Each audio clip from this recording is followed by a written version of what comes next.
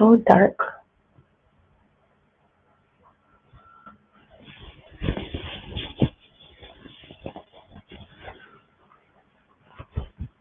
Am I live now?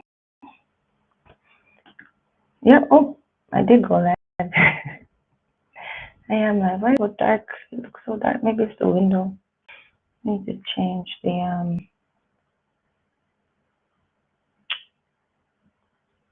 I need to close the windows blinds. Maybe then I wouldn't be that. It looks so dark, doesn't it? It's probably shadows. Anyway, I'm gonna start. Let's see. See if I'm actually live or not. Oh, I am. Hi, Merkaba. I am live. Oh dear. But like, yeah, I'm seeing that. It's a new setup because I'm interviewing Miss Pauline Gayle, right?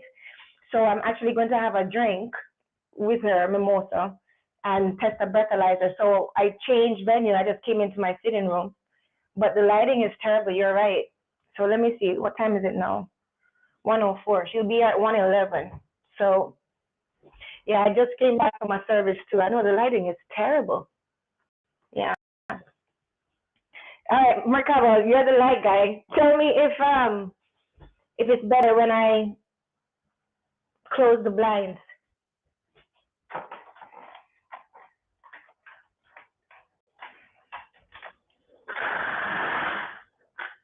Is that better now? No, that's worse. Well, I mean, it's okay, I guess. I can't do anything about it now. Um, yeah, it's bad lighting. Can't do anything about it now. Well, I mean, you'll be able to see her and you'll be able to hear what I say. So I guess that's what we have to do. Let me try the 105. Let me try to. You still there, Merkaba? Let me know if you're still there. Yeah, it's terrible lighting, isn't it? Yeah. Let me know if you're still there. Oh, it's not finished shares me. Okay, so you guys are still there. Yeah, I'm trying to fix the lighting, guys, because I changed venue. Like, I'm just here at my sitting table because I'm going to have a drink with or guests, right? So I had to change venue, and I just came back from not using Restream today. Yes, I am using Restream. Imhotep, good afternoon. I'm here. Hi, Merkaba. Yeah, the lighting is bad though, Imhotep, as Merkaba said, because when I set it up last night, I wasn't thinking about the sun, to be honest. So the lighting seemed okay. But now the sun is behind me. So hi, Miss Sophia Jacobs. Thanks for coming. Thanks for coming. So guys, we're going to have a question and answer period after our guest tells us all about herself. And so that, you guys can come up and ask her any questions. Listen, she's a very accomplished woman, and she's a good woman, one of the women that I've been blessed to actually know. So I'm very excited to have her here and to also expose you to her as well. I'm sorry about the lighting, guys. I just came back from the live not sounding so good on our end. Okay, it's this mic. Why is it not sounding good? Hold on. Check. This mic here is supposed to be good. Can you hear me? Is not sounding good to you? What are you, Merkaba? Is it breaking up or is it like? Thanks for your grace, guys. You see, that's why you should always be early because it sounds a bit muffled. You know what? Let me see if I can use my hold on. Let's see something. 1 second. Okay, so the smart mic is connected. Hit the like button. Thank you, Jake. Thank you, Sophia. Yes, hit the like button, guys. It doesn't show too much on Restream, but it helps. Hold on a second. Let me see. Okay, so this is a website map that I'm using, so I don't understand why it's so muffled. Not you guys not hearing me. All right, is it better now? Let's see. Uh-oh.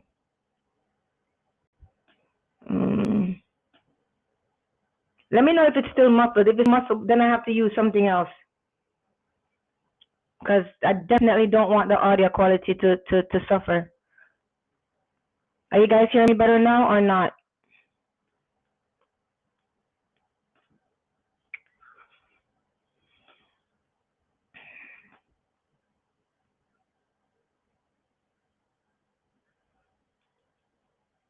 It still sounds a bit muffled. Sophia, what you hearing from this mic? Are you hearing like it sounds muffled?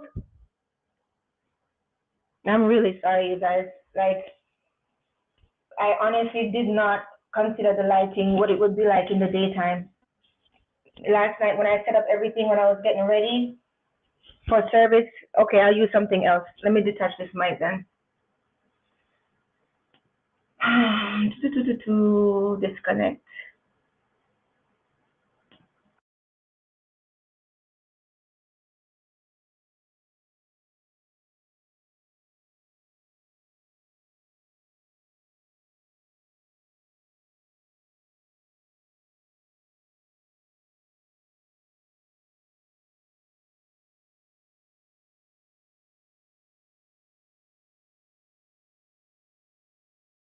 Okay, tell me how you fare now. Can you hear me now? Is it better? Is it better now? I took off that mic. I'm using the camera mic. Let me know if it's better now or not.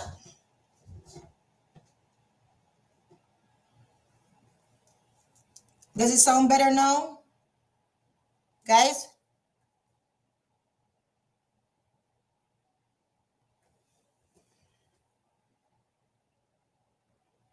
Let me know if you can hear me.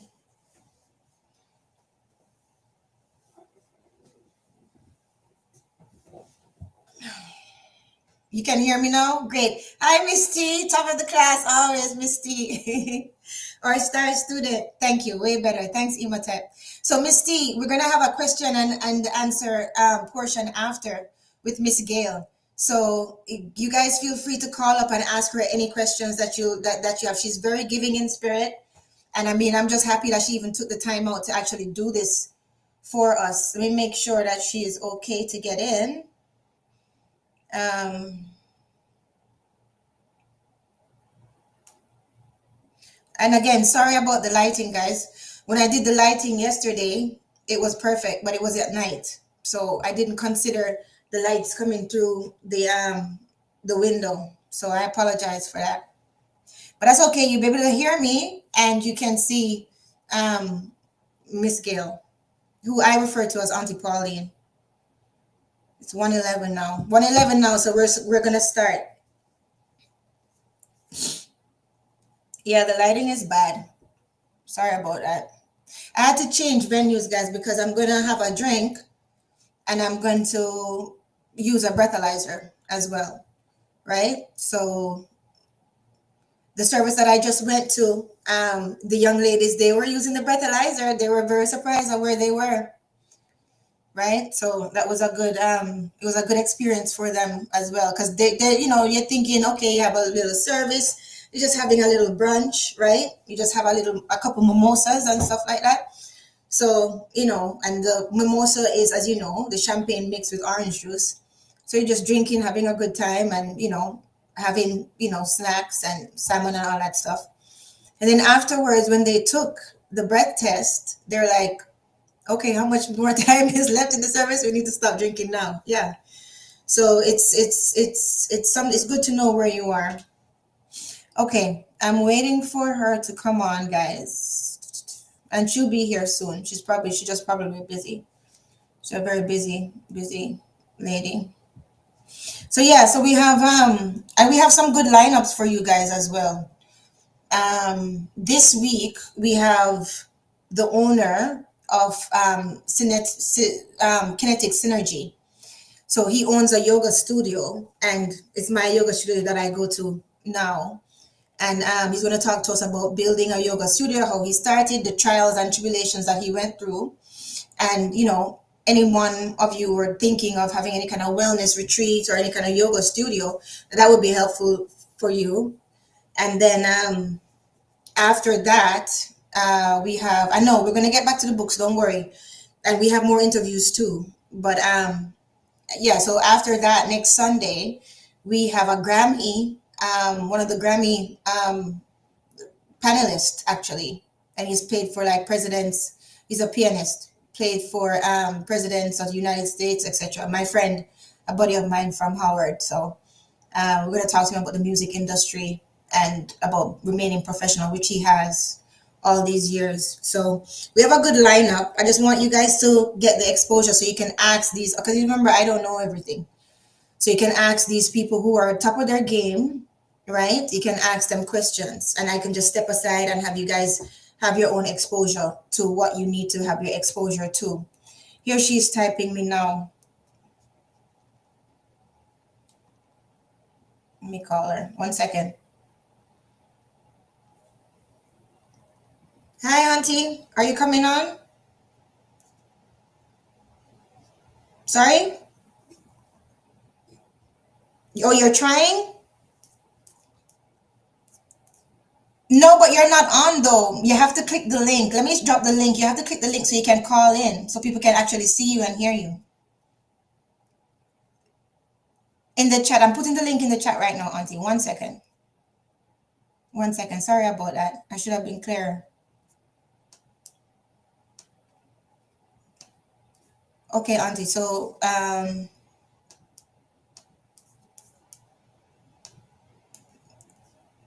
okay, see, there it is, Auntie. Can you see it in the stream now? And then when you click it, it's gonna ask me to invite you up. Yeah. Sorry about the bad lighting, Auntie, for me, but they can see you, so that's all that matters. Click on it, and then it will show me that you're trying to get on. No worries, Auntie. Take your time.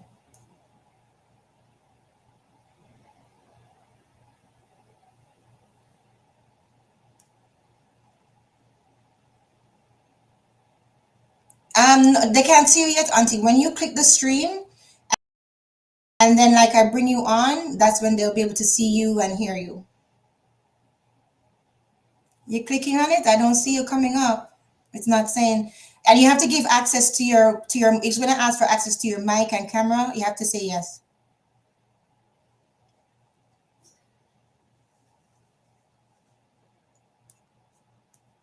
I'm not seeing you at all. It's not saying that you're on.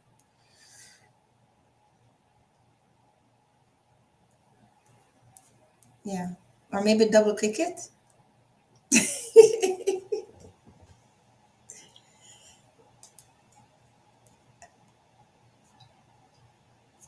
Well, maybe. Well, even if it takes you to full screen at first, then afterwards you can go back to split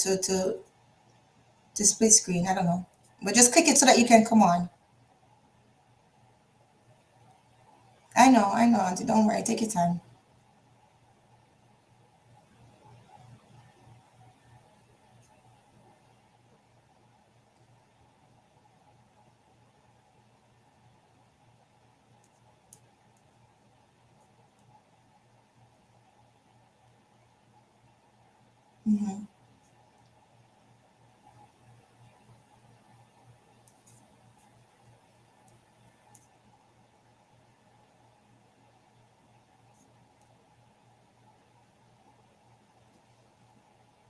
What are you seeing?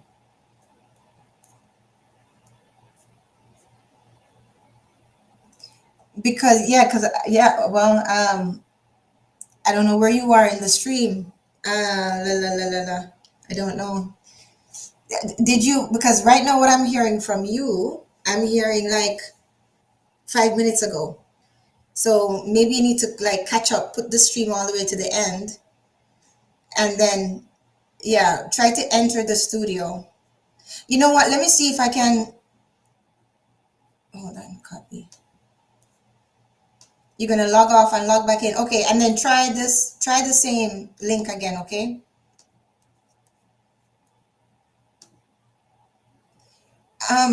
No, Auntie, not the link I sent you. You see the link? Okay, I see what the problem is. You're clicking the link I sent you. That's just to my channel, right? But right now, there is a link in the chat.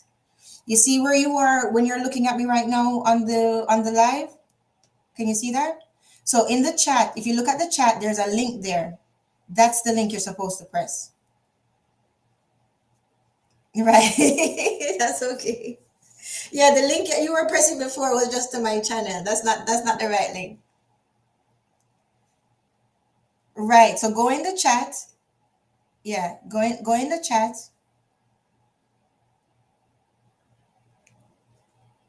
Yeah, yeah. Go in the on that link in the chat. Can you see it? And it says host. No worries. Take your time. Let me tell the chat. Oh well, they were hearing everything. Oh my goodness, I forgot to mute the I forgot to mute the stream. One second, Auntie. Guys, give us a second. Just technical difficulties happened. I should have muted this. Sorry, guys. Oh well. Yes. Thank you for your patience. Yeah. Oh my goodness, I totally forgot to mute the live.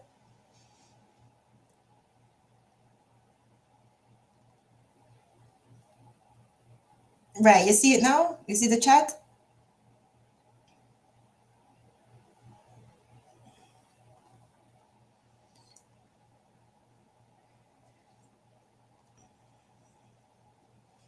Are you on the phone or are you on your computer? Are you going in? Okay, good. Right, that's right. And then you give your permission to your mic and your camera. Okay.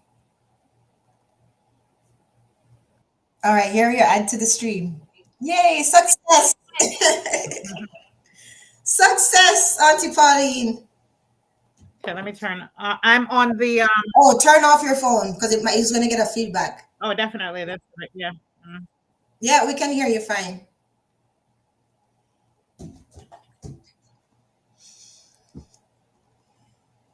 Everybody, are you there? Can you hear Miss Gayle? So, Auntie, after we do this, the questions, etc., we're gonna have a question and answer period where if anybody wants to come up and ask you anything, if that's okay with you, right? Can you hear So me? now it's repeating. There's an echo. Oh, hold on. Let me Yeah. see. You just need your desktop that you're looking at. Turn off everything Yeah. else. Everything else is off. Okay. Is there still an echo? No, we're good. Okay. Did you hear what I said about the question and answer period after? Can you repeat it, please? Okay, so after we're finished with the presentation and talking about everything that you do and your service, we're going to have a question and answer period where people can call up and ask you questions Sure. or ask you anything about, because they're on their own journey as well. Okay. So, Very yeah, good. that's fine. That's fine. Okay, that's fine. So today, everyone, I want to introduce you, as I was saying before, to Miss Pauline Gayle, who lovingly I refer to as Auntie Pauline. So she's incomparable. She's a powerhouse in change and project management, training and development, life coaching, and public speaking. Now, with over 2 decades of experience, Auntie Pauline has trained over 10,000 professionals from global organizations like NASA, BP, Deloitte, and even the United Nations. Her leadership, her insights, they have transformed teams. Her speaking engagements, they have inspired thousands, and her coaching has elevated careers across industries. She's not just a consultant, she's an architect of growth, a strategic partner in transformation, and a mentor to rising leaders. With degrees in systems engineering and project management and deep expertise in CRMs like Salesforce and SAP, Pauline blends tech savviness with heart centered coaching. Today, we uncover the wisdom behind her success, her philosophy on impact, and her upcoming book, Giving Your Way Out. Welcome, Auntie Pauline, Miss Pauline Geller. Thank you so much for taking your time and Of exposing, course. and allowing me to share you with our Yes. network. Auntie Pauline, again, before you came on, I didn't let you know, but I apologize for the lighting. I set this up last night and it was fine, but I didn't consider the light behind me, so I'm kind of dark, but people can see you perfectly and they can hear us. And today, while we talk, I'm going to have a cocktail because afterwards I'm going to test a breathalyzer. Are you there, Auntie Pauline? Oh, yes, I am. Yeah. Yes. Okay. So let's start at the beginning, Auntie Pauline. What sparked your passion for helping others to grow through training and development? What started that for you? That started out for me when I went to medical school at 17. Wow. Um, I I was always a biology major, Mm-hmm. and my family, I come from a medical background, so Mm-hmm. my family thought that I was going to be a doctor. Mm. And so I became a biology major in high school, and before transitioning to going into college, Mm-hmm. we had to do a visit to the Sorry. hospital. We had to do um, dissecting of a cadaver, meaning Yeah. that's in my anatomy class. I had to do that. My Right. first anatomy class, I decided that that was not for me. I could not see myself um, cutting into a body and all that. I couldn't. It just everything about that. I realized that that was not my calling, and Right. so I determined that I was a youth leader at 14. So there was something that happened when I was leading that youth club that I realized that I liked being on platform. I liked speaking to people from platform, and I realized that I was good at it. So I Right. looked for ways that I could transition into something that I enjoyed doing. I had Understood. I had a little problem in California that Mm-hmm. resulted in me doing some work for the city, and that's Mm-hmm. how computers fell in my lap. Okay. I Computers fell in my lap, and then I realized that I not only did I love computers and technology, but I Mm-hmm. love delivering content. And so that's how I got into training and development. I got a bunch of different certifications Mm-hmm. through training, the American Society of Trainers and Developers. Um, that was ASTD back then. Now it's ATD, Mm-hmm. the American Training and Development. So association rather of training and development is what it is now. I got those certifications, and here I am for the past 20 something years delivering training Wow. organization, The as you life, mentioned. it's a lifestyle. But hi, Rick Storm, and hello, TG Media. I'm just telling everybody hi who's tuning into you because they're Yes. curious. So, but Auntie, I see your vast background. I see how you followed the breadcrumbs. But what I was really asking was what sparked that passion for you to actually help others grow? Like what is it about people, or what is it that you went through that made you see the importance of you dedicating your life to actually training and developing other entrepreneurs like yourself? Like what happened there? Something sparked that because you've been I so noticed dedicated. that, yeah, I noticed that when I would help people, it didn't matter who. I built a network for a church that I was attending, and Mm-hmm. I was just helping people on Microsoft Word. And I Mm-hmm. noticed that once I gave help, it didn't matter what kind of help it was, Mm-hmm. that when people they adopted that help, they used whatever it is that I passed on to them. I Mm-hmm. noticed how satisfied they were, and that I was Understood. actually adding value. Adding I value. don't know. Yes, I don't know if you know that I am a certified John Maxwell coach, and Yes, one of the yes. things that we teach in John Maxwell in the JMT organization is Yeah. adding value to Adding people's value. lives. Yeah. And then so I noticed that as I added value, it didn't matter who. When I was built the network for the church and I was teaching them how to use computers, these were older folks, Right. older women that Right. they Right. really, really wanted to learn how to use computers. And so I noticed that, and that was like many, many years ago. Right, But right, there Auntie. was something that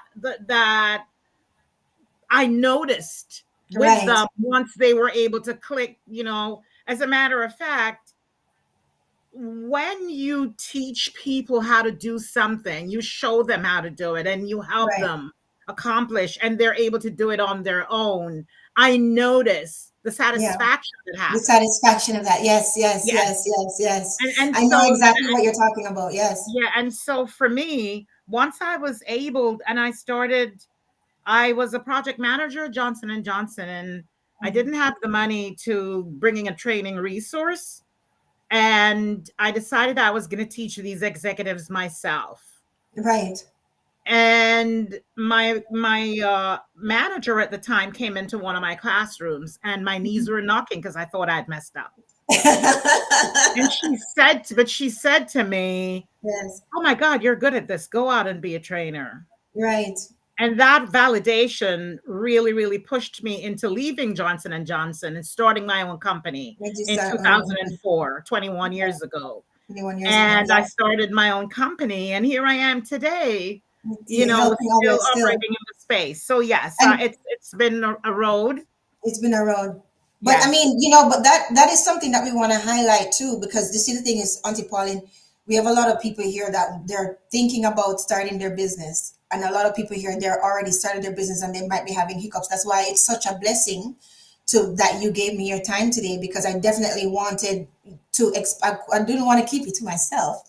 I definitely want to expose you to other people that I know would be able to hear from me. Can you hear me, Auntie Pauline? Oh yes, I'm hearing you Yeah, you can quite hear me? clear. Okay. Yes. Mhm. Right. So what is good to what is from listening to you, you were able to blend your purpose with your passion, because you had that passion to help people, which you in your everyday life is not like this is professional Pauline, different than personal Pauline. Like the way the who you have been has been to since I've been blessed to know you, have always been to give of yourself and to help where help is needed, like a true matriarch.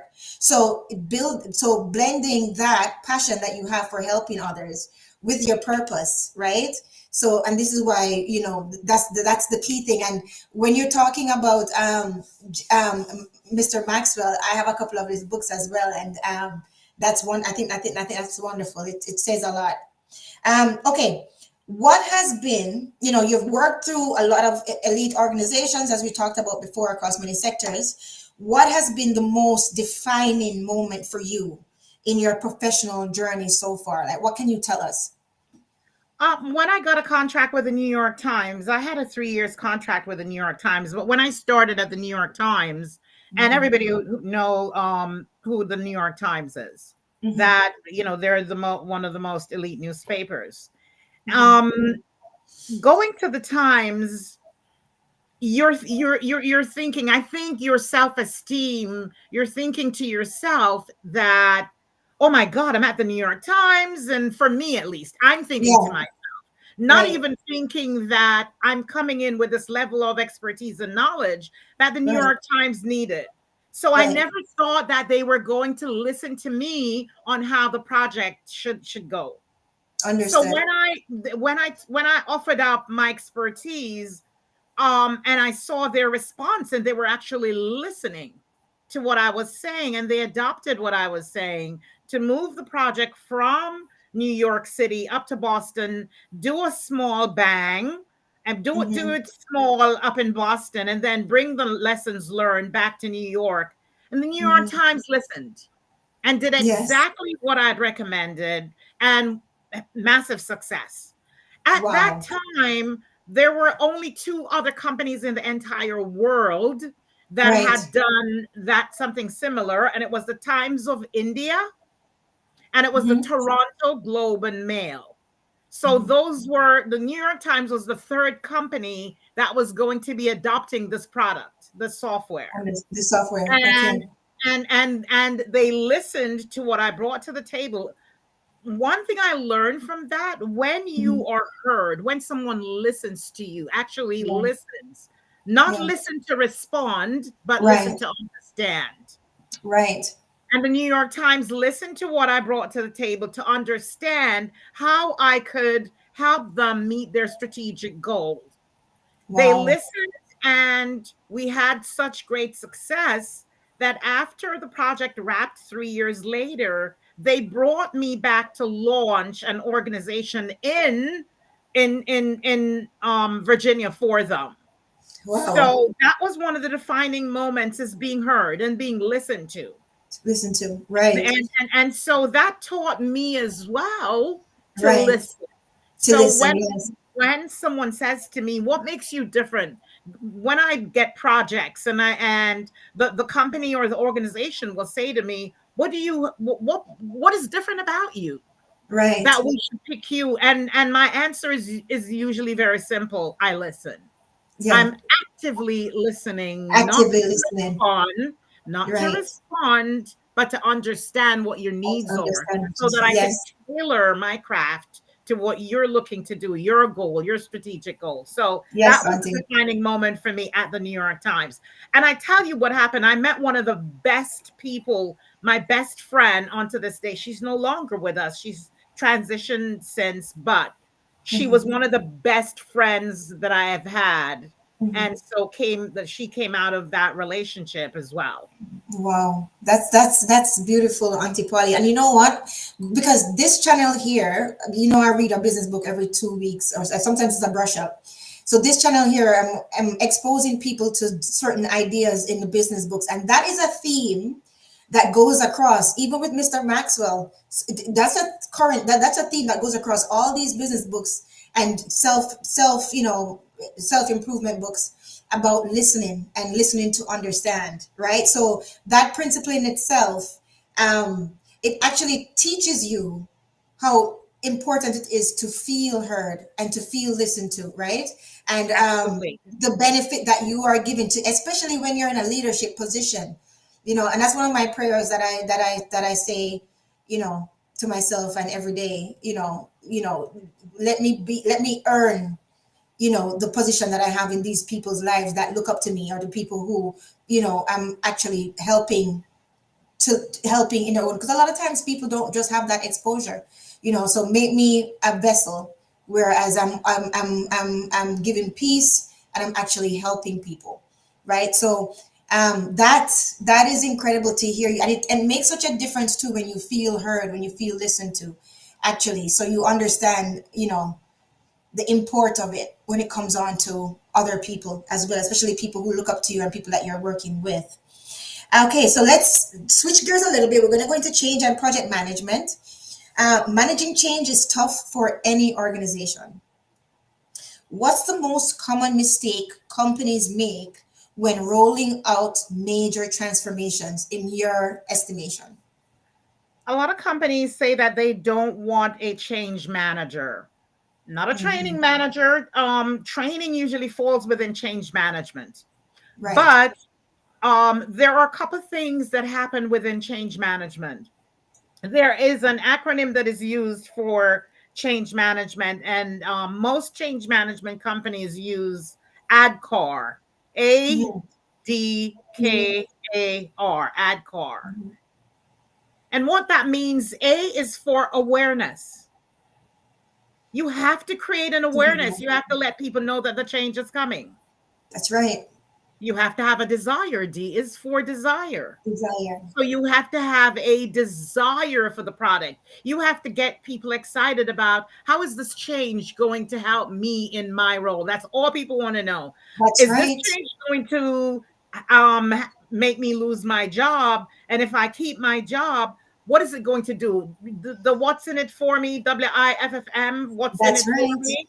Yes. That's right. People want to know what's in it for them. So, as a change agent or a change champion, I must create an awareness that, listen, whatever modalities or mechanisms that I want to use, I have to get people aware that the change is coming. That's Now right. I have to, that those people have to have a desire for the change.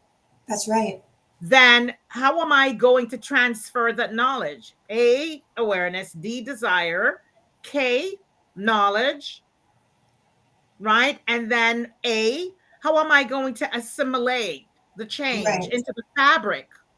Right. And what is the response going to be? A, the adoption of the project. And then we have R is how am I going to literally be reporting back? What's the reporting Right. going to be like? Right. And Understood. so Understood. a lot of companies miss the change management part. And then they want to go into, they will do like a training analysis Right. or a needs analysis. Hi there, Garfield. They'll do it like a needs analysis. And Mm-hmm. from this needs analysis, then they jump right into delivering training. Mm-hmm. And people are a little bit lost because they're thinking, okay, is this going to have any kind of impact on my job? So one Right. of the mistake that companies make, and it's something we see all the time, they Mm-hmm. claim they don't want to bring in a change manager who's going to Right. set the stage. Right. Let's talk about building a house. What is the Right. first thing that you do when you're building a house? You set the Foundation. foundation, Foundation. right? You Yep. set the foundation because you have to have the foundation because First. before you put up the walls, before you put in your windows, Yeah. before you have your doors and all that. Yeah. Change management is like the foundation of the house. You want to set Yes. the foundation and you want to have the foundation in place before you put up your doors. So that's what changes, setting the foundation, and companies oftentimes don't put up the foundation before they put up the walls and the doors and all that.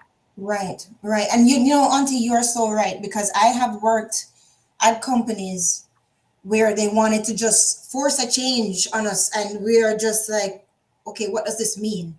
Is this going to make my actual work day easier? This extra task that I'm doing, why am I doing it? It's an extra step. It makes no sense. So we used to have talks about that and say, but and so you feel as if you were not again listened to because you feel as if you're so far ahead or the upper management was so disjointed from us that it didn't understand that this change that you're putting in is actually adding 3 extra steps. It doesn't make any sense, and maybe we need some time to assimilate to it or for you to communicate to us why it's good for our work and why it's good for the company and why it is that we need to adopt it, right? Yes. So you'll find different pockets of people would be resisting the change, and then you have certain pockets of people that'll say, "Okay, I'm ready to learn," and then you're right, Auntie Pauline, you're so right. I think a lot of times management and upper management they don't realize that okay, you have accepted the change because you can see you have a different view, but we are the ones who are actually implementing these change in our daily tasks at work, right? We do deserve that respect to actually know where we are, how our process works, and if we are going to implement this change, how does it actually fit in, right? To our task as well as the overall running of the office, right? Or the company. So you are right, Auntie, and I think it's because maybe a lot of managers, I don't want to say necessarily peak-headed, they just feel like, okay, it's clearly good. They'll just have to take it or leave.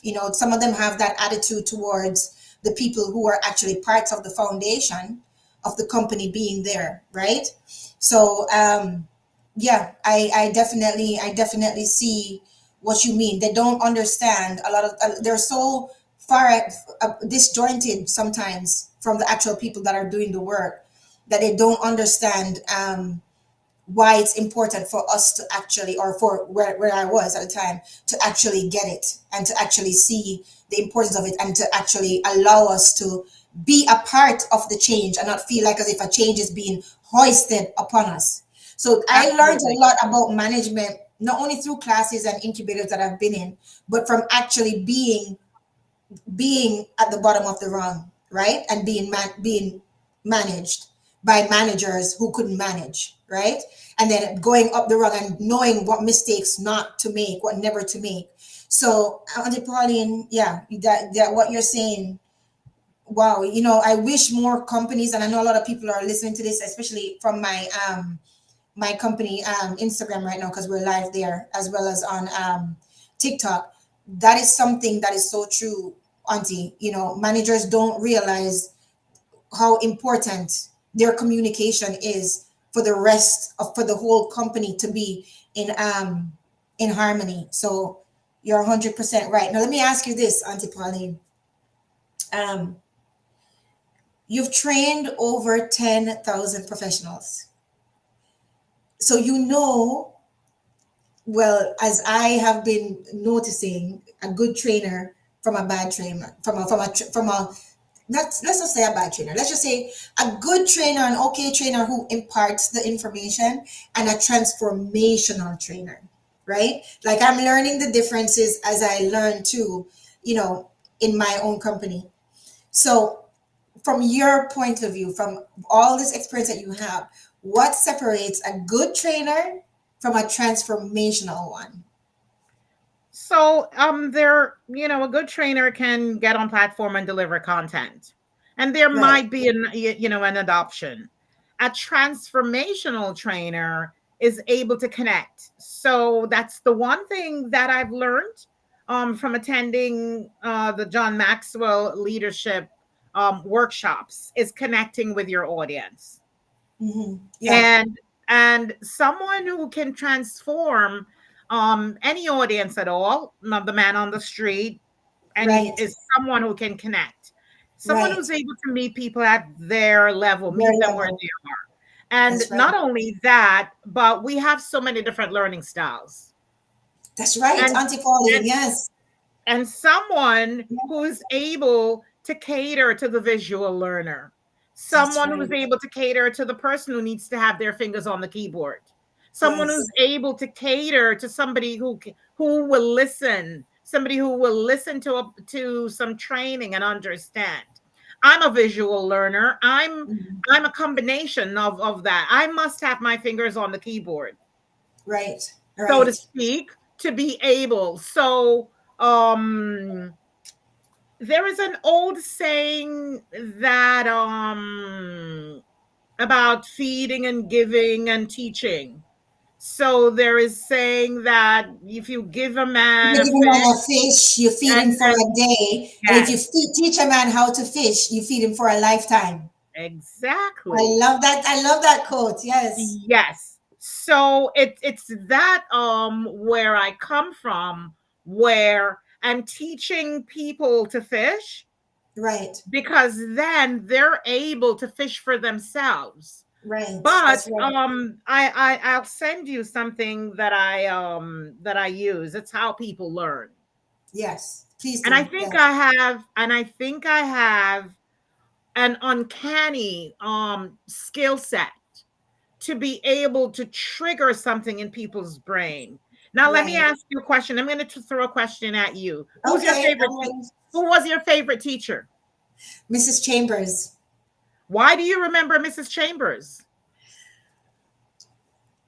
She was very, very good to me. Well, I was always a teacher's pet, to be honest. But Mrs. Chambers, she was just very. She had a. It's okay. It's a combination of things. To this day, she's the reason why I love the scent vanilla. She used to always wear vanilla, but that's a sense memory thing. She was always very good to me. I remember when I was going into the class and I was crying and stuff. She's always looking after me, looking out for me. I always did well in her class anyhow because it was reading. Um, but she was just very motherly to me when I was actually away from home. You know, she was very, very motherly to me. And I remember too when my sister left, because my sister is 4 years older than I am, and we both went to the same school. And when she graduated and left, I was, you know, kind of freaking out. And Miss Chambers was there for me. So it's a combination of things. She was very loving, very motherly. Always listened to me. Um, always took care of me in the class. And I mean, I was a kid. She smelled nice, so it's a combination. But she's my favorite teacher, most impactful. And the reason Mrs. Chambers was your favorite teacher was because your brain, there was a shift in brain waves. There was a Yeah. part of your brain that Mrs. Chambers had a lasting impact on Yes, to that this part day. of your brain, and there was a sensory Yeah. contributor to that, and there were just certain things that Mrs. Chambers did And that you know what else? impacted. One more thing. One more Yes. thing. She encouraged me to start spelling bee. And I was Okay. good at spelling bee. She encouraged me to do spelling bee. And she told my father, my father said, I'm glad that I know now. And my father, and me and my father, we have that bonding thing where he used to give me a sip. I don't want to get him in trouble. He used to give me a sip of his red stripe every time when I spelled a word right. So in the afternoon, he used to go on the veranda and have his red stripe, and that's why I love that smell to that day, to this day, right? And we used to spell T-I, different between Tion and Sion, television, different than marathon, different words, right? So every time I get a word right, he would give me a sip of his red stripe beer. So that all started with Miss Chambers, right? When she said this child is good with reading and comprehension, and we used to do dictation. You remember dictation and comprehension? You know how it was, in schools back then in Jamaica. And she says this girl is bright with this, and I think she'll be really great with spelling bee because she's good at spelling bee. My father said, she always reads. She reads before she goes to bed at night and everything. She loves reading.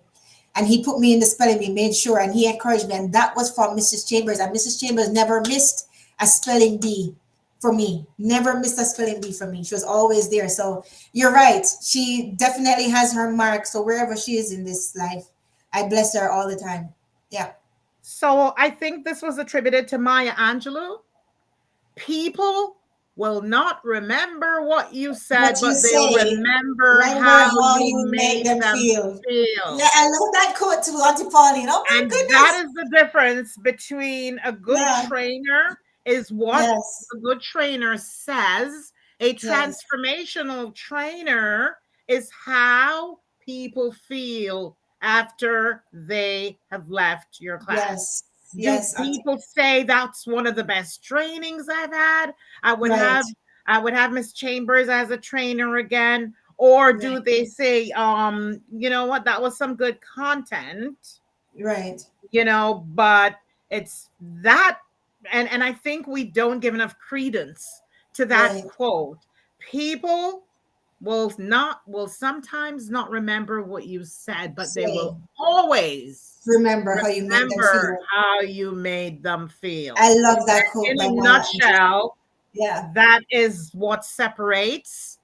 A good trainer can deliver content, mind you, but there's a shift in the brain with a transformational trainer. Right. For me, it was how many years ago? And it was Mrs. Mayer. Because you know what about Mrs. Mayer? Mm-hmm. Mrs. Mayer made us put our complex, any kind of complex thing she was teaching, she made us put it to song. I'd never had a teacher who did that. So we would sing or math problem, which she made it. I remember that to this day. Yeah. We would put our challenges to song because, like, she would be, what is your favorite song? Okay, but you remember that tune? Put your Right. math problem to that tune. She made me feel something about being in her class as Understood. opposed to what she was writing and saying. So that's, for me, in my estimation, that's what is the separation. You're right. When I walk away You're from you, 100% right. You're 100% right. You're 100% right. And that's it's worth the pondering, Auntie Pauline. Is definitely that's why I had to share you, with other people. I can't just keep it to myself. Now, you're a coach, you're a leader, you help transform a lot of people. And we're going to talk about your company a bit more, which I definitely know that people will get so much value from, as you were talking about in the beginning. But as a coach, Auntie, I know you meet a lot of different people, different walks of life, different places in where they are. How do you help people to push past fear and step into leadership roles, right? Even when they don't think that they're ready. Like, say, for instance, well, maybe I shouldn't say if they don't feel like they're ready, because if they don't feel like they're ready, then maybe they shouldn't be entering. But I don't know how you feel about that. But let's take it as a two-part question then, because maybe I wrote it together too much, which it shouldn't be. Let me ask you this at first. As a coach, how do you help people push past fear and step into leadership roles? That's one. And number two, do you recommend, if they don't feel like they're ready and you can see that they're ready, do you recommend pushing them there, or is it something that people have to come to on their own? Just like how when you were at New York Times and you realized that, they took my idea, and you realize that, you're being listened to, and you're adding value. Is it something that, let's two part again, sorry, confusion. As a coach, number one, how do you help people to push past fear and step into leadership roles? Let's focus on that first, and then after that, ask the second part. So, how do you help people push past fear and step into leadership roles? So we're always leading, even every single day. We're leading every single day. Doesn't matter, um, where we are, what we're doing. I've learned that I must be able to lead myself first before Mhm. I have to learn that I have to be able to lead myself. And so if people understand that at every turn that they are already leading, as a parent, you're already leading your home. Right, Um so without anyone looking on, I'm already leading. You're right, already leading. We're all leading. Now, right, fear is something that comes into, I mean, fear can take so many different forms. And what are right, those factors that are causing the fear? right, Now, for me, when fear steps in, is because your girl have to look good. So my fear is about making a mistake and someone's right. going to criticize me, Understood, right? understood. So a lot of times when I procrastinated is because the Right, first thing that says, what if I mess up? What if I mess up? right, right. I'm not going to look Understood. good. And this Right, person's going to say this about me and that person's going to say that about me, right. right? So that has precluded me from moving forward in so many different areas because we're always Understood. learning, right? Right, However, with my clients, the one thing I do not have a prescription for my clients. And as a right, coach, that's what I learned, that you are never, ever prescribing for the client, but you're right, unearthing the gold within that client. So it's a matter of asking great questions. So right, what I found, that once you understand great questions that you can ask right, as you are in that coach's seat, that you're asking the question. So a good question for someone who says, you know what, my family takes advantage of me, and mm, when I try to do this or I try to do that, they don't listen. And, and then they're pushing back. And, people, they want to start leading their families first, right, and like pushing their beliefs on their families. right, right, And so one of the questions that I'm always asking right, my clients, um, what experiences have you had, right, or what have you what did you what tell me about your dreams, Miss right, Bluefire. What has been your dream, and what has right, been your hope, and right, what has been a personal experience that has gotten you to this place? Tell me about right, that, because oftentimes, as you start digging and unearthing, you realize that there was some kind of experience, maybe a childhood experience right, that someone right, had. I'm going to right. tell you something, and you're probably going to laugh, right? That's okay, Auntie. When I was in high school, all my friends had long hair like Right, you. But yeah, I had short hair. I had hair, and I had these sure, little pigtails, right? I yeah, went to visit a friend, close friend of mine one time, and her aunt. She lived with her aunt. Didn't know what happened to her parents, but she lived with her aunt. And her aunt, I was probably 12, probably anywhere between, probably about 12. And her aunt came to the door, and her aunt didn't invite me in. But then Oh. her aunt said, Gillette, your dry head friend is at the door. Oh gosh, yeah, You can yeah. well imagine that that The triggered embarrassment. something Yeah, within me that says my hair wasn't good enough. I yeah, wasn't good enough because of my hair, yeah, which unconsciously over the years, when I tell you that I always wanted to make sure yeah. over time until I when I got into coaching in 2009, and I would have to show up for the clients.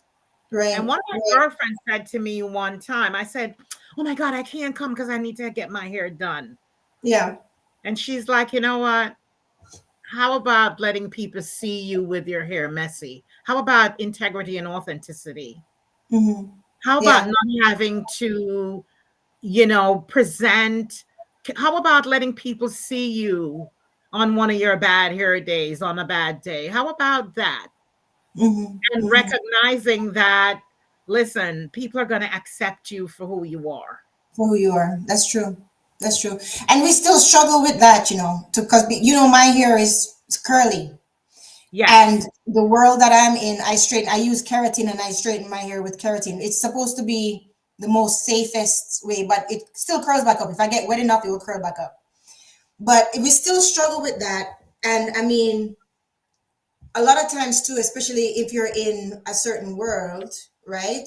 And you've been exposed to certain things and people not being accepted, you don't want to make your road any harder. So you save yourself, your true self, for the people that are in your inner circle, right? Like there's another book too, we're talking about different circles, right? And some people see certain things, not everybody sees everything. But I do understand what you're saying about that. And it's funny enough, like, we go to, and especially as women, that's why I don't like when what I'm seeing now, the trend with a lot of guys, hating women or hating on women, or especially single mothers, or how they look, or how we look and how we present, because they don't realize a lot of times what it is that we are actually up against, especially as women, right? Because I'll tell you a story of mine. I have these beauty spots here, here, here, and here. When I was growing up, I hated them. My sister used to use a Sharpie when I was asleep and said that she was connecting the dots. So when I was growing up, right, I used to try to put makeup on to cover them up. And then now it's sometimes you just grow to actually love. Like they used to tease me too in my family because I have my nose from my mother's side, right? I have what they call a rose nose. My sister have a straight nose, more from my Chinese side, or that side, and have actually straight here, right? So like that used to bother me. But then as I'm, so, little jokes, they would say, oh, sit on your nose flat like Bambi or stuff. But then as I got older, I started and loved myself more, like after high school, etc. Now I couldn't imagine looking in a mirror and not seeing myself, because this is the woman that I actually had to nurture, had to forgive, had to coach too many times, right? So now we actually have that type of relationship, whereas it's take it or leave me. But that is true. What you're saying is true. Like I'm still very mindful of how I present, and that's ingrained in you. So from finishing schools, you do some beauty contest, you know what I mean, like, so you're always aware, and that is still there. Make sure your shoes shine. You're going to school with your shoes need to be shine. Make sure that you wear a certain type of thing where you dress appropriately. So those things, yeah, your parents, they wanted you, they know how the world is, and they know that the world will not accept you, which is fine, but they want you to be able to know how to play the game in whatever world you end up in, right? To make your road a bit more smoother and easier. And these are facts, but it's true what you're saying, Auntie. And I mean, and that's what I look up to you in that way, and that's why I always look to older women too, because it takes such vulnerability for you to be able to be so transparent with us and talk to us and tell us these, and people that you don't even know, right? So I look at that now, and that gives me courage to say, you see, Julia, you can also be that way and be fearless about it. I'm not there yet because you have years on me, but I'm always looking to improve. And that's why I love listening to women like you. And I had to share you and your expertise with that. But that is some serious bravery. And I'm getting there. I myself, One thing I've learned, yeah, Julia, yeah, that I tell you, people yes, pushing past auntie, fear and stepping into leadership role, yeah, it auntie, starts with you realizing that you matter, Pauline realizing that I matter. And that's once I right, get there, it's such a powerful platform to come from right. because there is a demand for Pauline in this universe. It, And guess what? Because there is a demand for me, you're right, God gave me what I needed to fulfill that demand. And if I right, needed to have long curly hair or whatever, he gave right, me just what he already knew. And so right, one of the things I had to learn with is aligning right, the alignment with my creator and what my creator says about me, right, because and then believing that I'm right. fearfully and wonderfully made, and that everything that my calling that I have everything.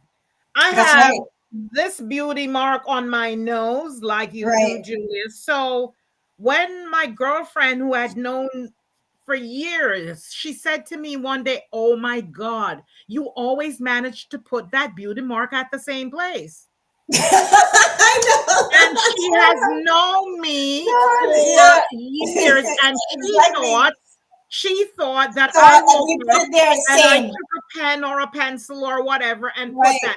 I was Like, born no, with it's this real. mole on my nose. Yeah, yeah, yeah. That's Same, my identifying. Listen, my family same. knows if anything, and you have to identify this girl. There's a Yeah, mole on her nose. I was born yeah, that way. So right. God knew exactly, and I don't mean to push religion on anybody, Yeah, but yeah, yeah. God knew, my creator knew exactly what I needed to fulfill my calling. And Right. that was what, once I recognized and realized that I am fearfully and wonderfully made. That's I right. am made for exactly what I do, and I have Right. everything to fulfill that calling. And so I the fear of getting into leadership is, first of all, understanding that I'm made for this. Right. I have a Exactly. friend who is going through, we go through this every year. We go through the book of Esther. And Oh Esther, yeah. if you know the story of Oh Esther, Esther was called yeah. to fulfill that calling at that time. And Yeah. Esther stepped up. But she had to recognize that, as her uncle Mordecai said to her, Yeah. who knows if you were not created for such a time as this? Exactly. Exactly. Believe as You thou know, this. That's right. and so as we, if I can tell young women, you listen, your fingerprints are your own. There is Oh, nobody else that right. has your fingerprints. That means that 8.5 billion people in the world, you have your contribution. That's Do right. not spend your time living somebody else's dreams. Right. Right. Know Come that on. there is something within you that the world is demanding. Demanding. And Auntie, how dare you keep it to yourself? keep it to How yourself. And dare you? no, that's right. How Auntie, dare you? The world is waiting for what you bring. you're 100% right, Auntie. So I just wanted to say, because I'm gonna the timing is good. So I just had two glasses of this. It wasn't supposed to be. It was supposed to be a mixture, but it wasn't. I was eating today at the brunch with the ladies. So I'm going to put the 20-minute timer on so we can continue talking. And then afterwards, I'm going to use a breathalyzer. But Auntie, what you said is listen, and that's why exposure is so important, because it was after I moved away And I realized that what I have inside of me is actually needed, because wherever I go, Auntie, I add value. I wasn't trying at first, just being authentic and being actually caring about other people's lens, because I like to write and read, etc. So you have to be able to get into the mind of other people. And when I started to see how much doing charitable work actually brought out of me, right? And then I joined Rotary and all of those other charitable organizations, right? I realized that there's so much out there that is not me, or not people who have it in them, but they're so distracted, or they haven't really come to themselves to actually know who they are, right? So they don't really offer that truth, or that, I really do want to help you, and I really want you to know that life can change, because I've seen it change for others, and your experience here matters, right? Like, if I could have one wish, yeah, I wish for 1,000 more wishes. That's true. But the second wish would be to let people know that that light that they have inside of them, like, don't take it for granted.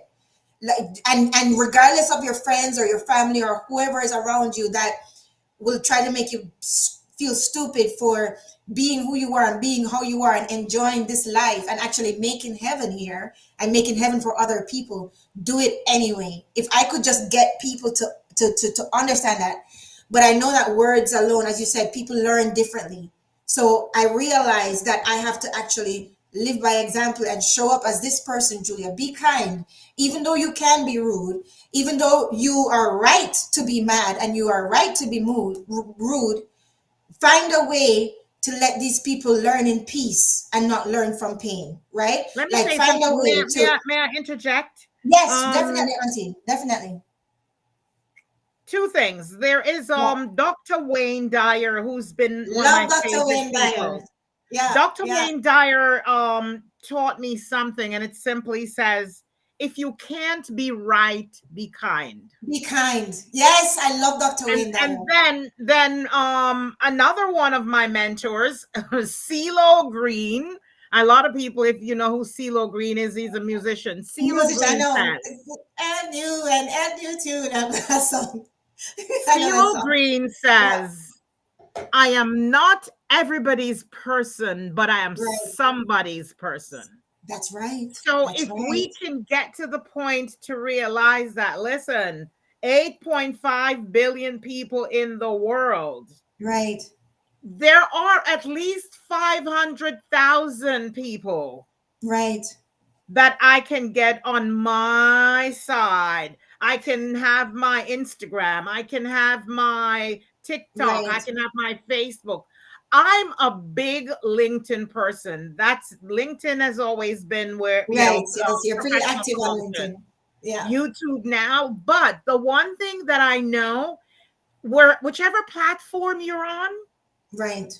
be kind Yes. and add value. And add value. That's right, Auntie. That is my life's mission, actually. Yes. My life's So, mission so is to help people and add value. Yeah, go ahead. I'm yes. listening to you. When we become friends, or when we claim that, okay, I'm your friend or you're my best friend, there is a demand on that relationship. A Yeah. friendship is either going to cost me money or time.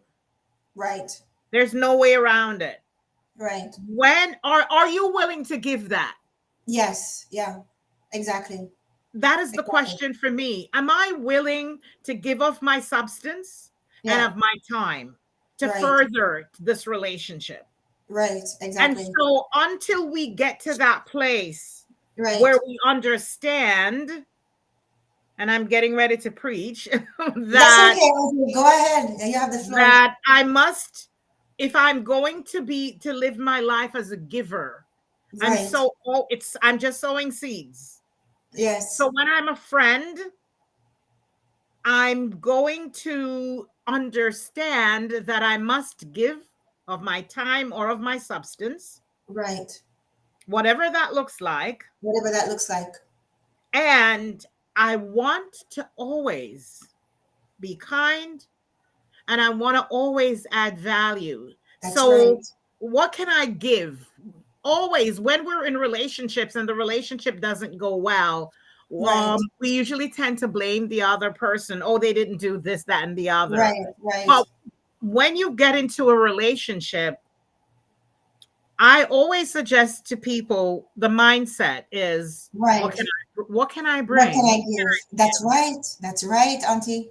And Because Auntie, whatever just to I interject, give, just to I'm sorry, interject, sweetie. sometimes we end up give. Sometimes too, the key with that is to not think it's just material, because a lot of times you have to give understanding and you have to give Yes, forgiveness, and you have to yes, be able to give forgiveness even sometimes when the person doesn't ask for forgiveness. That's what they need.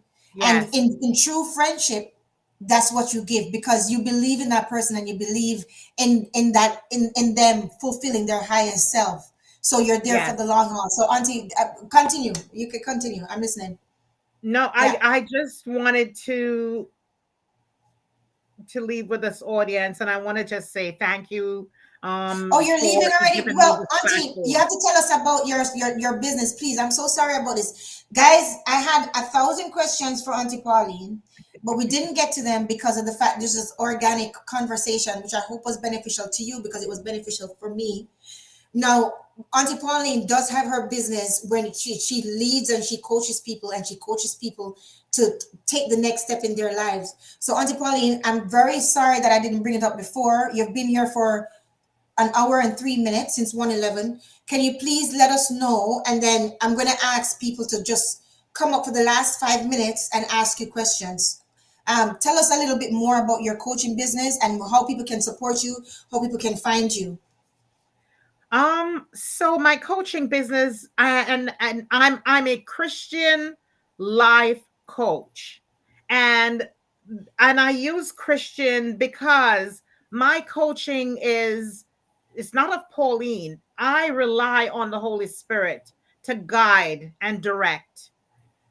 It's not that I came up with a mission. It's going to come out of Pauline.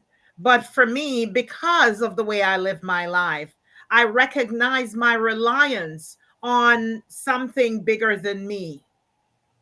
And so my coaching, and my even with my leadership, is based on the Holy Spirit, on my teaching, on my learning, coming out of that life force, that giving life force that is bigger than Pauline. So my business, again, as I mentioned, is that's and I'm proud of it. And there's people are hurting. People are hurting, and people want something that will be that guiding force something to rely on, to say, you know what, I want peace in the storm. If Right. I were to focus on everything, on the vicissitudes of what Yeah. is happening around me right now, especially in living in this country, and I'm a politician at heart, I was raised that way. You're i diplomatic. grew up I grew up in Yeah. politics. Right. But let me tell you something, politics right now can drain your lifeblood. Oh, yeah. Where is that place that you run to that you can say, you know what? I know that the serenity prayer is what I need right now. Help me to be able to change the things that I can and to know the difference. That's And right. that comes from knowing that I'm not in charge of anything. Real quick, a quick story. Yep. Go ahead, My Auntie. You have the story. floor. Well, you know Yeah. that I lost my baby brother, and Yeah. then 2 weeks after we buried him, two of my nephews died in a car crash, Yeah. Yeah. and I was pissed. Yeah. I was so upset because I actually went to God and I'm like, why'd you take my brother? Because you're growing up hearing that everything that happens, God does it. God does it. And Yeah. a pastor said to me, God didn't take your brother, but whatever reason it was allowed to happen. If Hmm. it was allowed to happen, there's a larger story there. Yeah. And once I got to that place where I realized that it wasn't about me, because I at that point I was like, oh, if I wish I had done this, that, and the other, I would have been able to save them. I would have been Right. able to do this, and then I had to surrender Yeah. Julia. I had to surrender to the Holy Spirit to say, you know what? I'm not in charge of anything. I couldn't have fixed anything. I'm not in charge. And I Yeah. surrendered. And in that surrender was where I found peace. But another thing happened to me.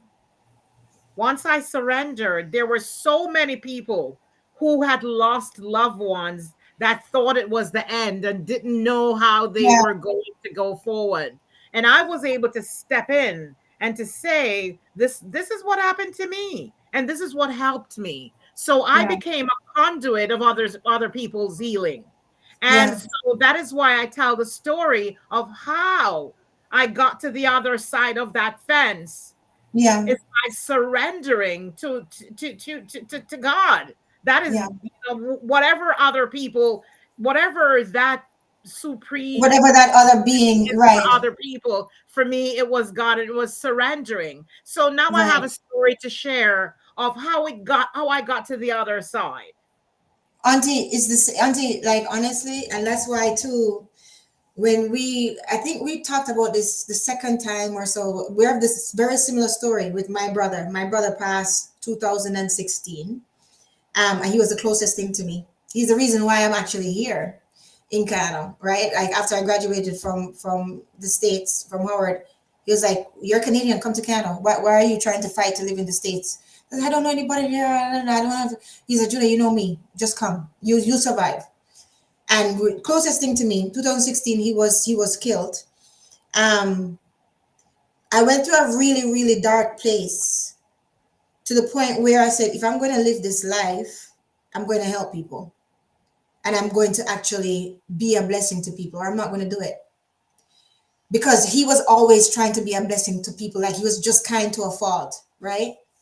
And since then, and surrendering as what you said, to the point where it doesn't get easier because he passed on July 1st. That's why I do the calendar day, July 1st, the calendar day he passed every year because it actually keeps me going, but and gives me something to look forward to. But the thing about it is I have the gratitude now where I actually had to alchemize all of that hurt, all of that pain, all that revenge, all of that anger, which for me is never good because if I don't want to see myself get to a certain point of anger, right?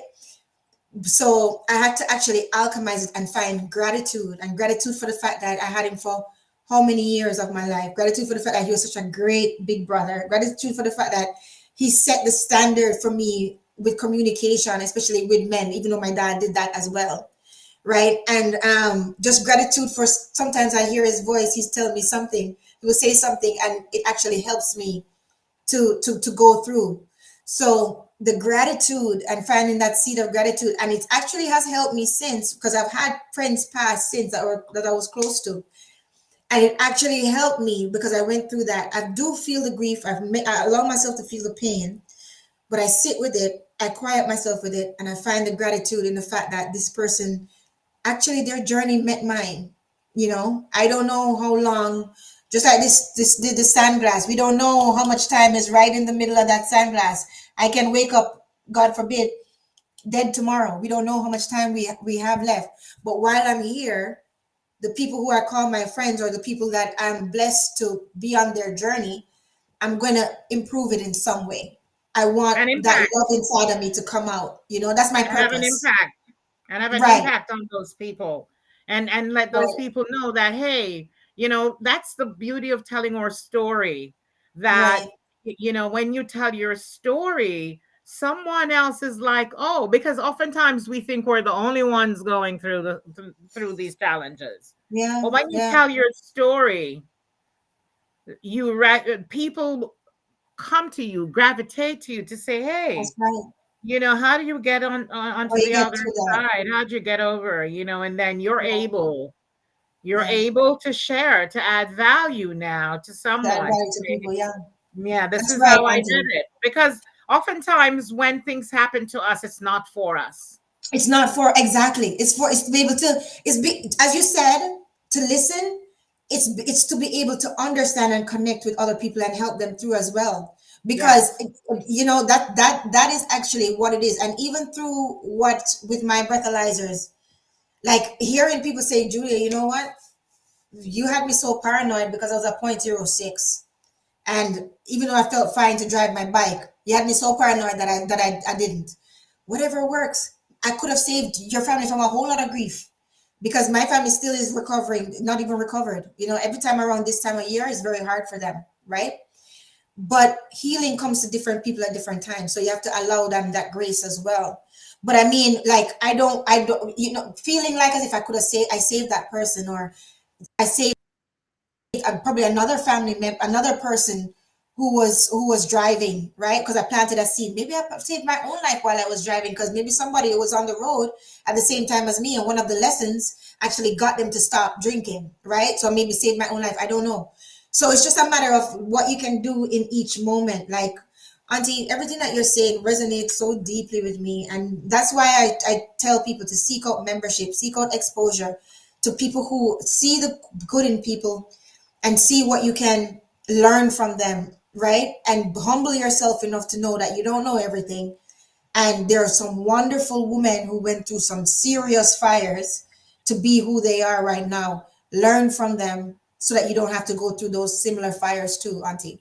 So, Auntie, I know you have your time is very precious right now. You've graced us with over an hour. I'm going to open the floor, guys. If you want to come up and ask Auntie Pauline a couple questions, Auntie Pauline. In the meantime, can you tell where they can find you, what they can expect from your coaching, and etc.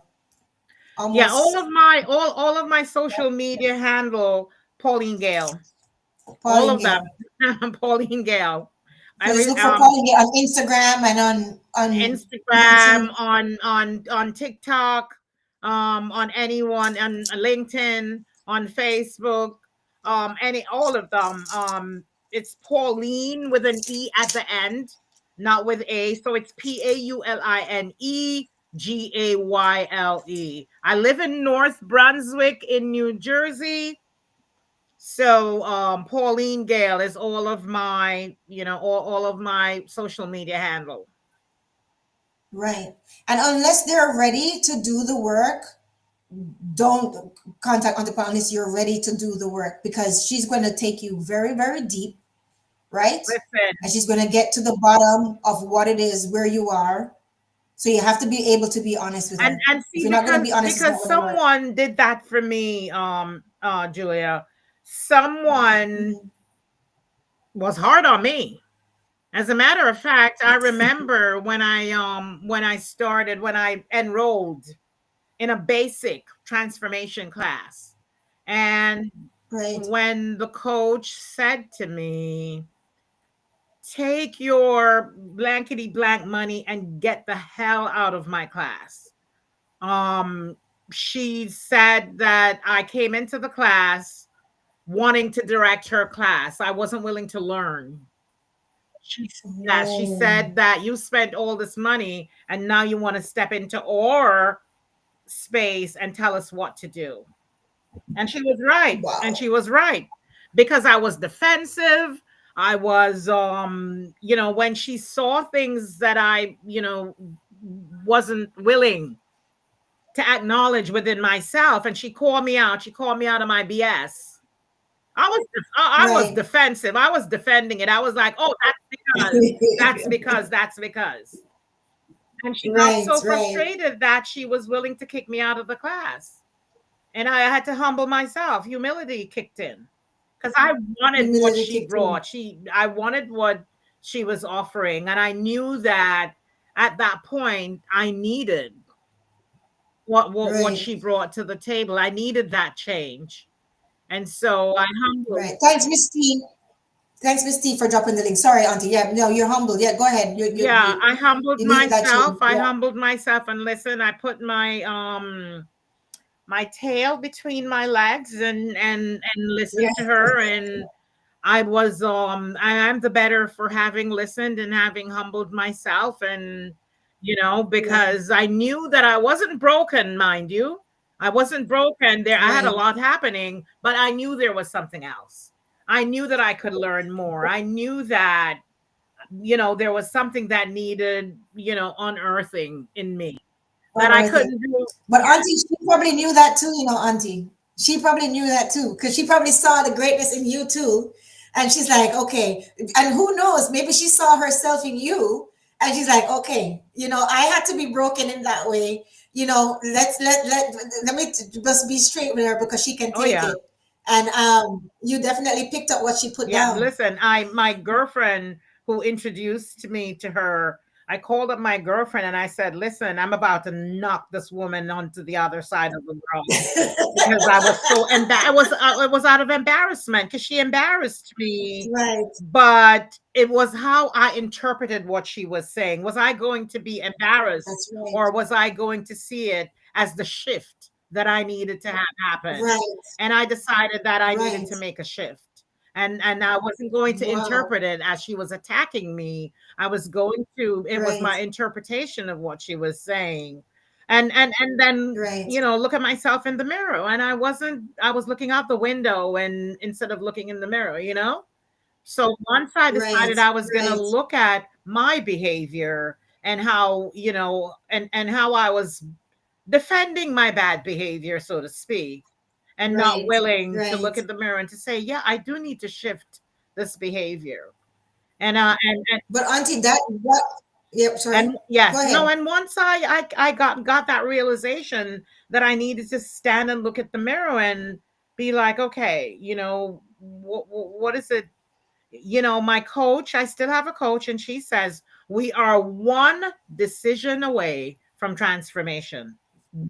From a transformation. That's in a book as well. One decision away from a completely different Yes, life. one Actually, decision right? away, and I wanted that transformation, and I had to make that decision at that point to say, am I going to Right. continue on the same path, or am I going to shift? Am I going to pivot and But auntie, choose?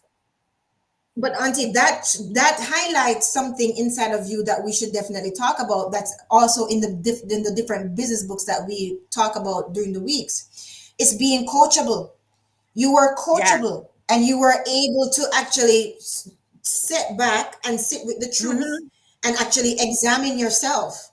So that's something that a lot of people don't get. Like, no matter where you are, your talent takes you, no matter how wonderful you think you are, beautiful you think you are, if you're not coachable, you're going to miss the mark every Yeah, because I time. wanted to It's just fight. like that old, I wanted to fight.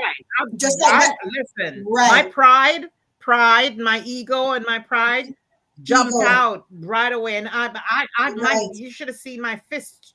I wanted to fight, and Ready to, yeah, but I had, yeah, like you say, yeah, coachable. you had to. But auntie, there is a book I was reading. I don't remember what the book is going to come up. But one of the quotes, it says, "A bad day for the ego is a great day for the Uh soul." huh.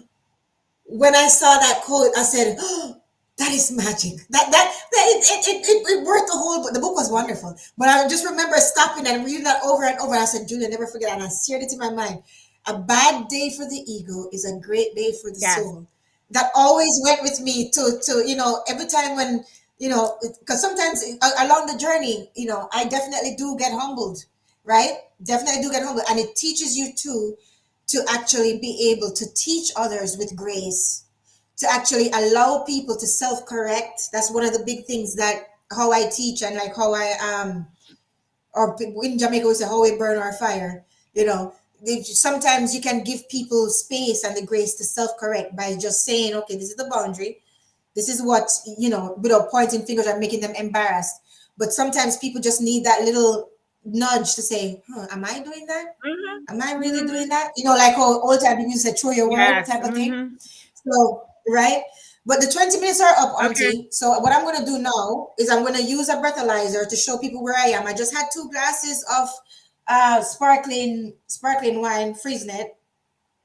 So I had that, and today I had corned beef and breadfruit this morning that I cooked earlier today. So I've been eating and I was munching at the brunch that I went to, the service.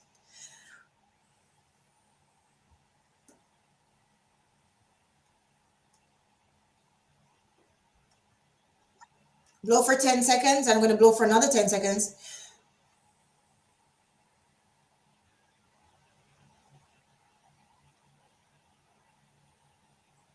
It's already hot. It's already changing.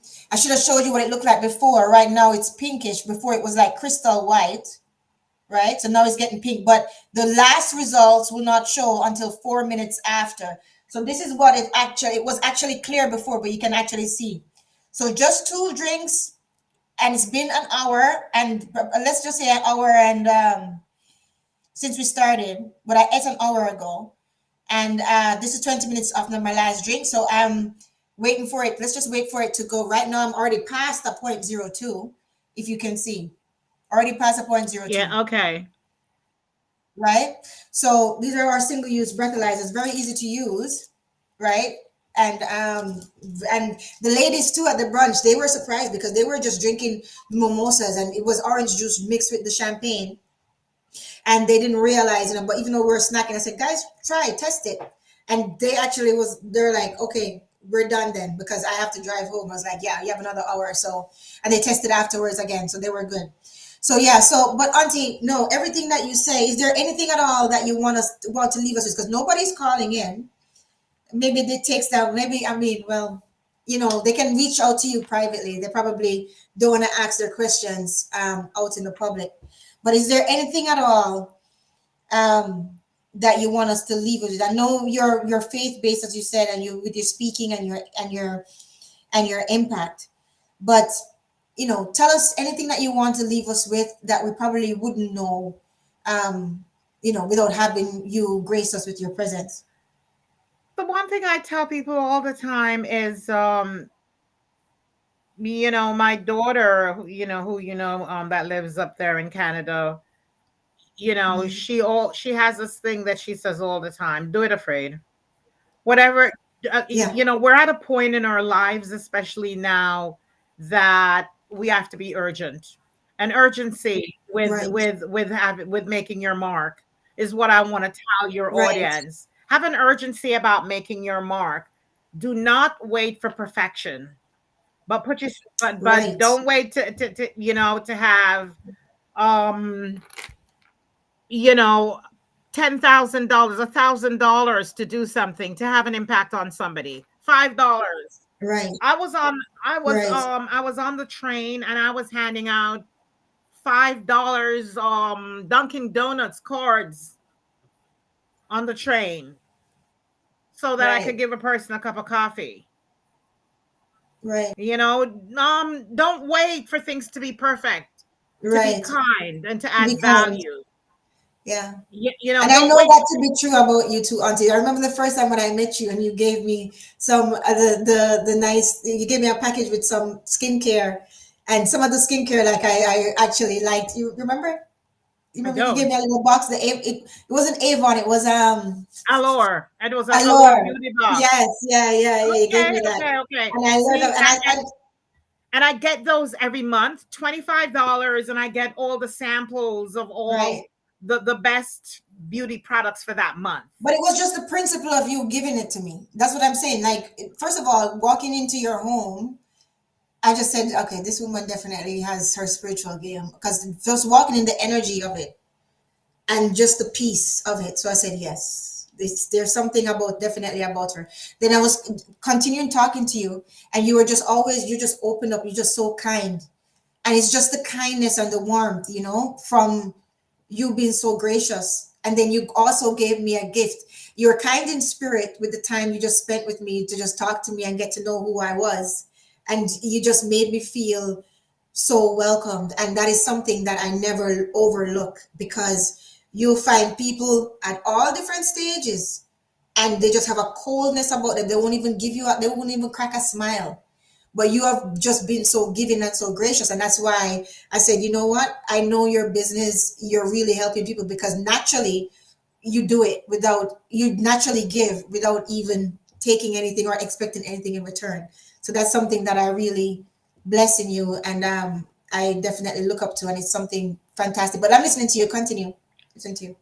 I just want to yeah, that's what I want to leave is don't wait for things to be perfect, to be a Right. giver.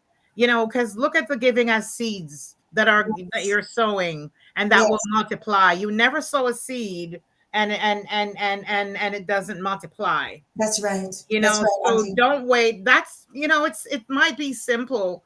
Right. There's a class that I teach, it's called Mastery, and Right. it's just simple. And when I took that class myself, I thought that I was going to learn some great and wonderful things that the Right. heavens were going to speak to me. Right. And it turned out to be all simple things like having a contract with yourself that you Right. use. My Right. contract is I'm a loving, grateful, giving, responsible leader. So Right. every action that I take, my contract asks, is that responsible? Is that loving? Is that giving?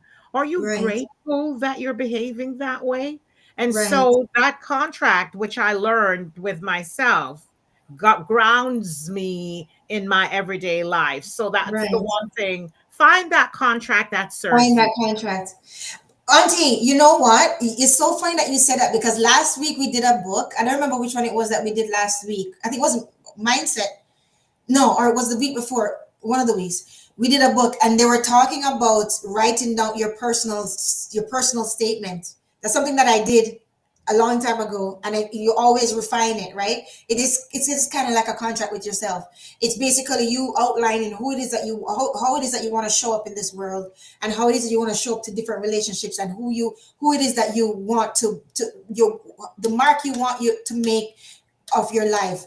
And it brings you that clarity, and that's why I tell everybody to do it. Even if you sit down, just start it. It's between you and you. It's the most important relationship you'll ever have in life. Sit down and just write them. Become clear on who it is that you are, what your principles are, what are your non-negotiables, right? And how you want to show up in this world, because that clarity, it brings you that purpose, and it keeps you going through, as we said, the vicissitudes of life, right? Auntie, I want to bless you and I thank you so much. Again, you're so kind. Like, you're here with us for over an hour. We were supposed to be here for an hour. I couldn't get through all the questions, but I really hope that you know it was a blessing. I know it was a blessing to those who have eyes to see and the ears to hear. Right now, the 4 minutes pass, and you guys can see I'm at I don't know if the 0.03 at least. Can you guys see? And what does that mean, a 0.03? What is a Point zero point three. zero That's three? where your breath is, your breath alcohol concentration. So in every city, in New Jersey, I think it's 0.05.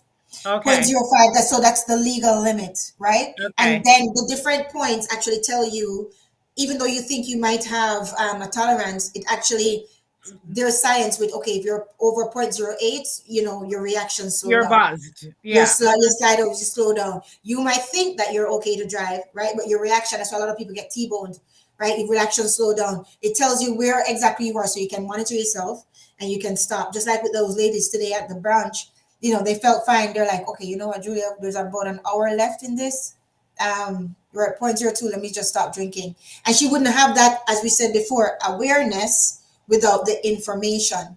So that is what I'm normalizing, the use of these in society, because I did lose friends and loved ones to inebriated driving, and a couple of them weren't even in the car with the inebriated driver. So that's my purpose too, to stop that pain and stop Yeah. any families from going through that, which is just something that is avoidable and something that we can prevent just through the change of behavior and awareness, as we said. Auntie, I'm very sorry that people didn't have the nerve to come up and to call, but I'm pretty sure that it's just the way it is. I know that this conversation was helpful to them, as it was to me. No um worries at thank, all. Thank you for having me. And and thank you thank for you coming. for bringing your audience with you. I'm honored. And thank I'm you for honored too. having me share. Thank you kindly. Definitely. Appreciate it. If you Definitely, can't everybody check be out right, Pauline Gayle, yes, Pauline, at the end, Gayle. Gayle. Yes. That's right. Thank And you, if you Auntie can't be Pauline. right, be kind. That's right. Can't be right, be kind. Thank you, Auntie Pauline. Bless You're you. welcome, my darling. Yes. Blessings to everyone. Thanks. Bye See bye. you soon. Bye. Okay, everyone.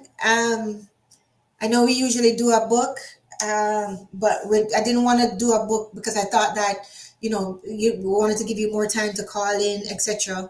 Again, for everybody who is joining me, the lighting is terrible because I didn't keep in mind that it was going to be sunny outside. And when I set up this thing for last night, it was fine. Um, yeah, so we're here, about to end now. I'm going to get something to eat. And next week, oh, actually, on Wednesday, we have the owner of the yoga studio, kinetic synergy, right? So he's going to talk to us about building his wellness studio. We're going to go through all of the bumps that he went through. So a lot of you, you want to have wellness studios, or you plan to have wellness businesses in the future. You can come up again afterwards and you can ask him any questions about his entrepreneur journey. He's going to talk to you about what it takes to build his studio. And actually, that is my yoga studio that I go to. So I'm glad to share it with you. That's on Wednesday at 6:30 p.m. So if you can make it, that's great. If you can't, it'll be on the replay. And then next Sunday, we actually have someone who's on the board of the Grammys, Mr. Brandon Felder, a good buddy of mine from Howard. He is just a phenomenal pianist. He's played for Kings all over. So you can ask him questions about the music industry, breaking into the music industry. A good friend of mine, a good soul, good person. He was in the arts as I was. Um, yeah, and then after that, we return to the books. And to be honest, it's giving me a chance to read up some more books and to refresh myself on some more books so that we can have some meaningful conversation. So we'll return to the books after Brandon. So that's after next Sunday. And then we have more interviews lined up for you. So, guys, don't be afraid to come up and ask questions. This is for you. Like, I'm already exposed to these people, right? And I'm been blessed to be exposed to them. I want you guys to ask questions, for your journey and for your business journey, right? Remember, I'm here to add value. I'm not just here to just talk or to just whatever, right? I want to give back, and I can see where there's a need for exposure to a lot of these business people who we can all learn from and who I am blessed to learn from. So I want to share them with you. And yeah, feel free to call in and have your questions. Don't be shy. Don't be shy. Okay.